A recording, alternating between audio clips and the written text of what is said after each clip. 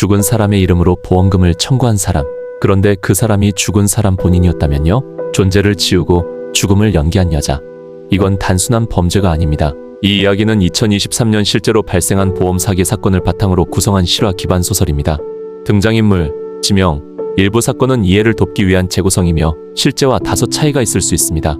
다만 중심이 되는 범죄 수법과 그 전개는 실제한 사건에서 착안하였습니다. 여러분, 만약 누군가가 아무 흔적도 없이 자기 자신을 죽이고 다른 사람의 이름으로 살아간다면 믿으시겠습니까? 이 이야기는 존재를 지우고 타인의 죽음을 거래한 한 여자의 실화입니다. 그리고 그녀의 마지막 한마디, 당신을 소름 돋게 만들 겁니다. 여러분, 상상해보세요. 한 사람이 죽었습니다. 그런데 그 죽음을 아무도 슬퍼하지 않아요. 눈물도 꽃도 조문도 없어요.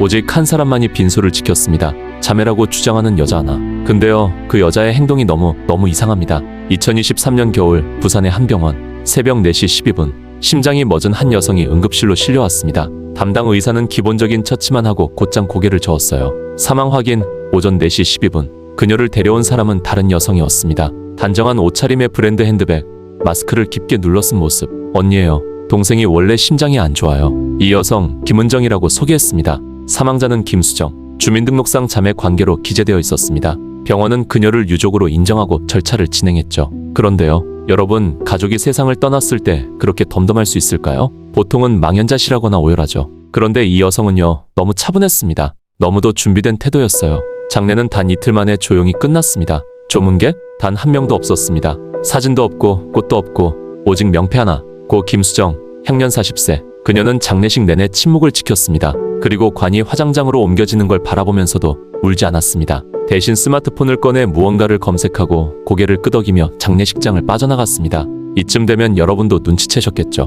뭔가 이상합니다. 이건 그냥 죽음을 애도하는 장례가 아니라 누군가의 죽음을 연기하는 무대 같았어요. 장례식장에서 일하던 직원도 그날을 기억합니다. 가족이면 한 번쯤은 우시거든요. 근데 이분은요, 너무 조용했어요. 일 처리도 너무 빠르고 무서울 정도였어요. 그리고 며칠 뒤 같은 여성이 보험사에 전화를 겁니다. 여동생이 사망해서요. 생명보험금 청구하고 싶어요. 이때부터입니다. 마치 조용했던 무대 위로 진짜 이야기가 시작된 건, 그녀가 준비한 건 단순한 사고가 아니라 치밀한 계획이었거든요. 여러분, 이제 이쯤에서 의심이 시작됩니다. 그 언니라는 여자가 왜 이렇게 조용했을까? 왜 그렇게 침착했을까? 그리고 왜 그토록 빠르게 보험금 청구를 했을까? 장례가 끝난 지 일주일도 안 된 어느 날, 서울에 있는 한 대형 보험사 콜센터로 전화 한 통이 걸려옵니다. 목소리는 또렷하고 예의 바르며 말투는 정중합니다. 제가 보험금 청구하려고요. 여동생이 사망해서요. 목소리의 주인공은 김은정. 병원에 동행했고 장례를 치른 그 사람이었습니다. 보험사 상담원은 일단 접수를 시작했죠. 사망자의 이름은 김수정. 며칠 전 부산의 병원에서 사망 처리된 인물과 정확히 일치했습니다. 그런데 말이죠, 이상한 건 그 다음이었습니다. 상담원이 보험금 청구 절차를 설명하려 하자 이 여성은 미리 모든 걸 알고 있었어요. 필요한 서류요? 이미 전부 준비되어 있대요. 화장증명서, 사망진단서, 가족관계증명서, 무슨 서류가 필요한지도 줄줄이 외우고 있었죠. 게다가 그녀는 이런 말까지 덧붙입니다. 팩스로 보낼까요? 아니면 이메일이 빠를까요? 자, 여러분, 가족을 잃은 슬픔에 빠진 사람이 이렇게 침착하게 대화를 나눌 수 있을까요? 이건 누군가에게는 일상적인 절차였던 겁니다. 그 순간부터 보험사도 이상함을 감지합니다. 김수정이라는 사람, 보험이 무려 5건, 그것도 최근 2개월 안에 집중적으로 가입되어 있었던 겁니다. 담당자는 콜센터 음성 녹취를 확인합니다. 그런데 그 음성들 전부 비슷합니다. 아니, 너무 비슷합니다. 어조, 말투, 대답하는 템포까지 마치 같은 사람이 다른 이름으로 반복해서 전화를 건 것처럼요. 상담원 하나는 이렇게 말했습니다. 대본 읽는 것 같았어요.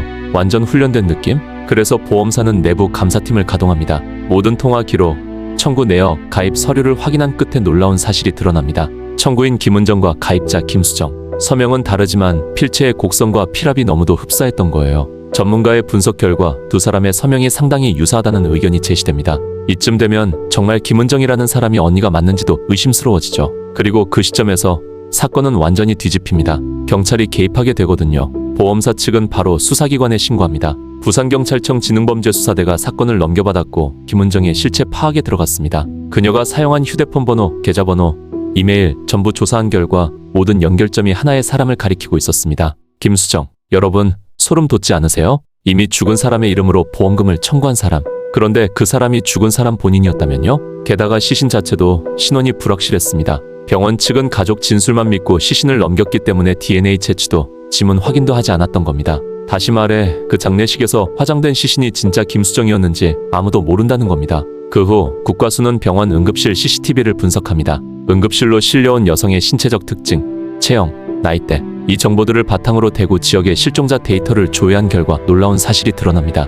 한 달 전 대구의 노숙인 쉼터에서 사라졌던 20대 여성 이민아와 너무도 유사했던 겁니다. 김수정은 죽은 게 아니었습니다. 오히려 누군가를 죽이고 자신이 죽은 척 산 사람이 된 거죠. 이쯤 되면 이건 단순한 사기가 아닙니다. 계획된 살인, 신분 세탁, 존재 말소, 이 모든 게 철저하게 준비된 시나리오였어요. 여러분, 그 여자는 그렇게 사라졌습니다. 마치 자신이 존재한 적 없던 사람처럼. 그런데요, 그 사라진 자리에 또 다른 여자 하나가 있었습니다. 정체불명의 시신, 이름도 과거도 아무것도 없는 누군가의 죽음. 그게 시작이었죠. 경찰은 부산의 원룸 한 채를 압수수색합니다. 김수정이 마지막으로 머물렀던 곳, 침대 옆 협탁 위엔 낡은 핸드폰 케이스, 약봉지, 그리고 누군가가 쓴 메모장이 있었어요. 이름은 없지만 필체는 또렷했죠. 택시 탈 때 얼굴 가리기, 화장 서류엔 반드시 오전 접수. 그 메모 그냥 적은 게 아니었습니다. 범죄의 시나리오였죠. 존재를 지우기 위한 매뉴얼, 아니 자기 자신을 죽이기 위한 사용 설명서였습니다. 조사팀은 그 방에서 이민아의 흔적들을 발견합니다.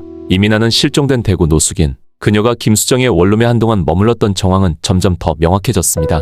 발견된 치약, 의류, 심지어 식사 배달 영수증까지 모두 이민아의 것입니다. 그러니까 김수정은 그녀를 데려와 일정 기간 돌보는 척하며 동거하다 결국 피해자를 제거하고 자신의 신분을 감춘 정황이 드러납니다. 그리고 그녀의 죽음을 자신의 죽음으로 위장한 겁니다. 살아있는 여자가 또 다른 여자를 죽이고 그 여자의 이름을 자기 이름으로 만들어버린 거예요.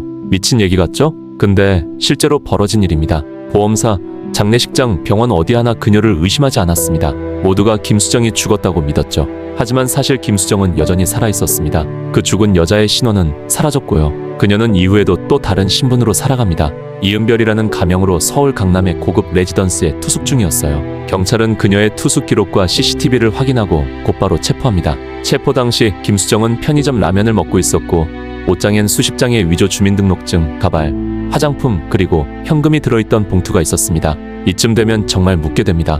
이 여자는 단 한 번이라도 자기 이름으로 살았던 적이 있었을까요? 아니면 처음부터 다른 사람의 이름으로 다른 사람처럼 살고 싶었던 걸까요? 경찰 조사에서 김수정은 이렇게 진술합니다. 맞아요. 그 여자는 제가 죽였어요. 근데요, 진짜 이상한 건 그날 이후로야말로 제가 처음으로 살아있는 것 같았다는 거예요. 살인을 통해서만 존재를 느끼는 사람. 이건 더 이상 보험 사기가 아닙니다. 존재 말소형 살인자예요. 검찰은 살인, 사체 은닉, 사기, 문서위조 등 총 11가지 혐의로 그녀를 기소합니다. 법정에선 그녀는 끝까지 웃지도 울지도 않았습니다. 단지 고개를 숙이고 묵묵히 판결을 들었습니다. 재판부는 말합니다. 당신은 한 사람을 죽였습니다. 하지만 더 무서운 건 그 사람의 존재마저 세상에서 지워버렸다는 겁니다. 여러분, 어떤 사람이 죽었는데 아무도 그 사람을 기억하지 않는다면 그건 정말 죽은 걸까요? 아니면 원래부터 아무도 관심 없었던 걸까요? 이 여자는 그 틈을 파고든 거예요. 세상에서 사라질 준비가 되어 있는 사람을 자기 이름으로 만든 거죠. 여러분, 법정이라는 공간은 참 묘하죠. 누군가는 죄를 고백하고 누군가는 침묵합니다. 그런데요, 그날 그 법정엔 아무도 예상하지 못한 고백이 있었습니다. 그건 피고인이 남긴 마지막 한마디였어요. 김수정은 피고인석에 앉아 있었습니다. 머리는 단정히 묶였고 수의 차림 위로 재판정에 형광등이 비칩니다. 판결을 기다리는 그녀의 손은 미동도 없었어요. 그 누구보다도 조용하고 단단해 보였습니다. 재판부는 무기징역을 선고합니다. 살인, 사체 은닉, 사기, 문서 위조, 주민등록법 위반, 총 11개의 혐의. 그런데 말이에요. 그보다 더 무거운 죄가 하나 있습니다. 바로 존재를 지워버린 죄. 재판장은 말합니다. 당신은 피해자의 삶을 끝냈을 뿐 아니라 그 존재를 세상에서 지워버렸습니다. 무덤도 없고 시신도 없으며 장례도 허위였고 정체는 불분명했습니다.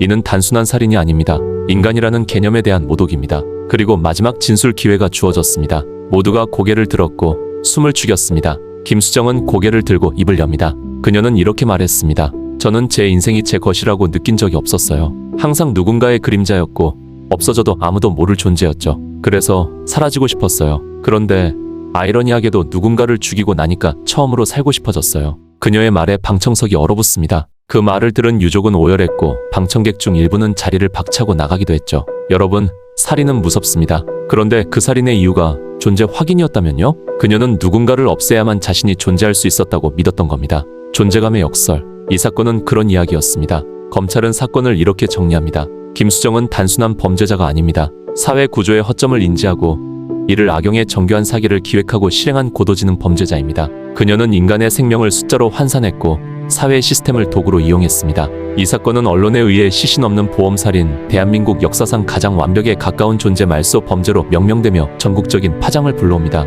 심지어 일부 범죄학자들은 이 사건을 사례로 존재 말살 범죄라는 신조어를 제안하기도 했습니다. 여러분, 질문 하나 드릴게요. 우리가 누군가를 기억하지 않는다면 그 사람은 정말 존재한 걸까요? 그리고 만약 그 사람의 존재를 누군가 일부러 지웠다면요? 이 이야기는 결국 우리가 얼마나 쉽게 타인의 존재를 지울 수 있는가에 대한 이야기일지도 모릅니다. 사건 이후 병원 장례 절차, 보험 심사, 실종자 신원 확인 시스템 등 여러 제도가 강화되었다고 합니다. 하지만 여전히 누군가가 사라졌을 때 그 부재를 바로 알아챌 수 있는 구조는 아직 부족하다는 지적도 이어집니다. 김수정은 현재 교도소에서 복역 중입니다. 알려진 바에 따르면 그녀는 매일 하루 일과를 조용히 반복하며 일기를 씁니다. 그러나 그 일기 속엔 희생자에 대한 반성도 사과도 없습니다. 오직 하나, 나는 누구였을까? 김수정이라는 이름으로도 김은정이라는 이름으로도 그녀는 결국 자신이 누구인지 알지 못했습니다. 그래서 그녀는 지금도 자신이 만든 지옥 속에서 살아있는 유령으로 존재하고 있습니다. 오늘 이야기 어떻게 들으셨나요? 사람 하나가 사라진다는 것, 그리고 누군가가 그 사라진 자리에 자리를 꿰차는 것, 그건 단지 범죄가 아니라 인간 존재에 대한 근본적인 질문이기도 했습니다. 다음 이야기에서도 우리가 쉽게 지나칠 뻔했던 진실을 함께 들여다보겠습니다. 고맙습니다. 영상이 유익하셨다면 좋아요와 구독 부탁드립니다. 그리고 댓글로 여러분의 의견을 꼭 남겨주세요. 오늘도 끝까지 이야기를 함께 들어주셔서 정말 고맙습니다. 다음 이야기에서 다시 만나 뵙겠습니다.